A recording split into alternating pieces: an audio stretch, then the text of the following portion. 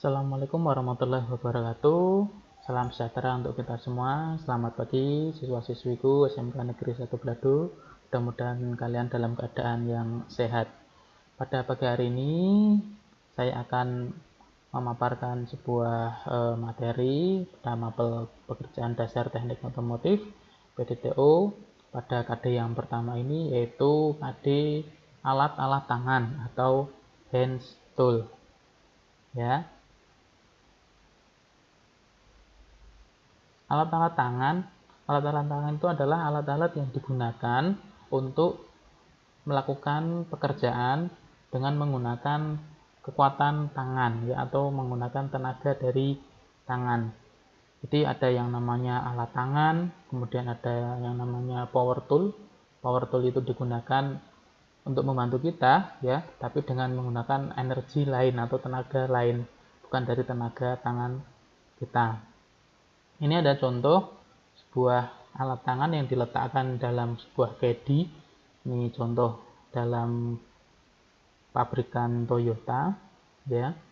Ini menggunakan kedi itu supaya alat-alat tersebut rapi, ya, tidak berserakan, tidak berantakan seperti bengkel-bengkel yang ada di pinggir jalan, ya, atau bengkel-bengkel yang kurang rapi.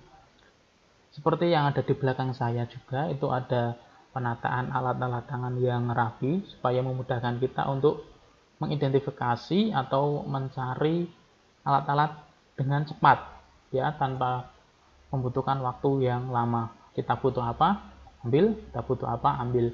Dan setelah menggunakannya tentunya kita juga harus menempatkannya sesuai dengan tempatnya kembali, ya. Itu alat-alat tangan yang sering kita gunakan itu ada kunci pas. Fungsinya untuk membuka, mengencangkan mur atau baut. Mur atau baut itu kan berbentuk segi 6, ya, berbentuk segi 6. Di sini gambarnya atau bentuk kunci pas itu terbuka. Jadi yang menekan mur atau baut, yang bersinggungan dengan mur atau baut itu hanya dua sisi di sini. Ya, mengapa kunci pas tidak boleh digunakan untuk mengendorkan dan mengencangkan mur baut dengan kekuatan yang kencang? Karena di sini hanya dua sisi, ya, dua sisi, sehingga memungkinkan mur atau baut tersebut menjadi slack atau bahasa kita dol. Di sini ada beberapa ukuran 6 kali 7, artinya satu sisinya berukuran 6, satu sisinya berukuran 7, ya, mm dalam satuan milimeter, hingga 17, 19. Sebenarnya masih ada banyak ukuran lagi, tetapi yang sering familiar dengan kita, pekerjaan kita itu adalah ukuran seperti ini. Apabila dirasa video ini terlalu cepat, kalian bisa di pause, ya, untuk dibaca ataupun dipelajari. Menggunakan kunci pas harus seperti ini. Semua sisi terpegang dengan rapat dan bagus. Tidak boleh seperti ini, ada sisa atau longgar, apalagi seperti ini dengan ukuran yang tidak pas. Apabila kita menggunakan yang ukuran tidak pas, maka bisa menyebabkan tadi mur atau baut tersebut slack atau dol. Cara mengendorkan ataupun mengencangkan seperti ini, ya. Selanjutnya, penggunaan kunci kunci pas itu tidak boleh disambung. Ini contohnya disambung. Kemudian ini juga disambung menggunakan logam atau batangan logam, apalagi di palu sangat tidak dibolehkan. Itu bisa menyebabkan kerusakan pada kunci tersebut.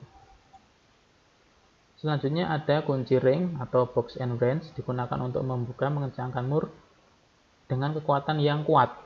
Mengapa bisa kuat? Ini gambarnya seperti ini, ya. Karena bisa memegang ke-6 sisi mur ataupun baut. Kita hitung 1, 2, 3, 4, 5, 6, bisa terpegang dengan rata atau dengan sempurna, sehingga daya cengkram untuk memegang mur ataupun baut itu lebih kencang. Sehingga ini sangat disarankan atau wajib digunakan untuk membuka, mengencangkan mur yang kencang, ya. Tuh, berbeda dengan kunci pas yang tadi. Nih. Sama penggunaannya pun tidak boleh dipukul, disambung, dan lain-lain. Yang ketiga ada kunci soket atau kunci sok. Ini ada gagang pemutar, gagang luncur, ratchet, sambungan atau extension, adaptor untuk mengubah bentuk. Biasanya ada ukuran 1/4, ada ukuran 3/4, ada ukuran setengah, ya. Kemudian ada soket berbagai macam ukuran, join universal atau universal join. Penggunaan kunci soket sama dengan yang tadi, harus maksimal pencengkramannya di sini. Tidak boleh longgar ataupun ada gap atau celah.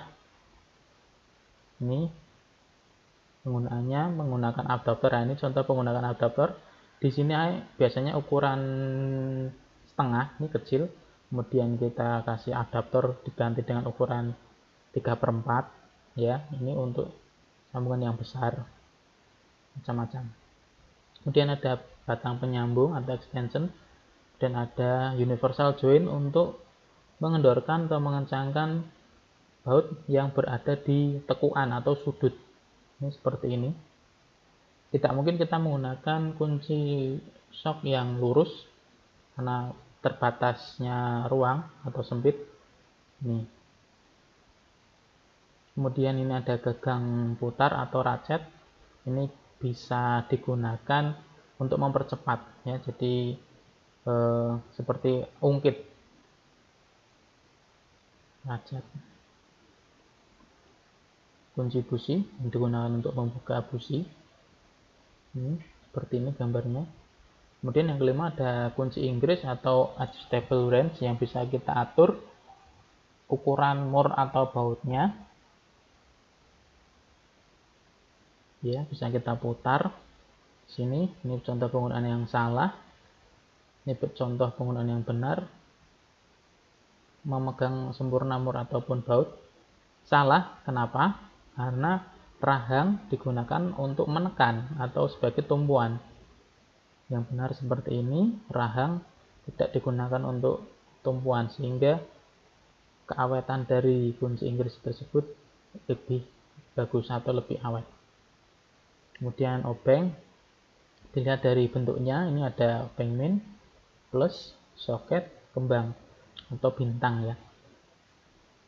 Sini ada obeng kembang, SST atau special service tool, ada runcing, misalnya untuk membuat lubang atau penitik, ya. Kemudian ini ada yang pendek, baik plus ataupun min, palang, ya. Palang itu plus, min 75 itu artinya panjang dari gagang ini 75 mili atau 7,5 mili, kemudian 100 panjangnya. Soket 10, ukuran 10, palang ukuran 150, min ukuran 150. Ini penggunaannya harus tegak lurus, tidak boleh miring. Tidak boleh miring seperti ini, ya. Harus tegak lurus dan masuk ke dalam lubang yang sempurna. Bisa saja obeng sudah aus, ini bisa digerinda, tetapi ini adalah gerinda yang salah. Ini penggerinda terlalu runcing, ini yang bagus seperti ini.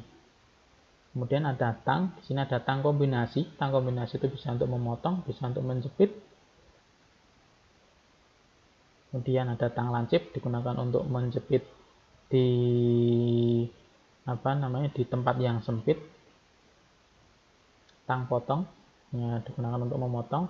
Ini tang geget, ya, atau tang kuat atau tang buaya biasanya, atau vice grip, ya, namanya vice grip. Ini digunakan untuk menjepit, contohnya seperti ini, menjepit kemudian dikunci. Jadi tidak perlu kekuatan tangan untuk menggenggam. Sini ada palu, ada palu plastik, palu karet, palu kuningan, palu konde. Palu konde ini digunakan untuk memukul misalnya besi, ya, atau paku. Palu plastik digunakan untuk memukul komponen mesin supaya tidak rusak, sama dengan palu karet. Palu kuningan digunakan untuk memukul kuningan atau tembaga.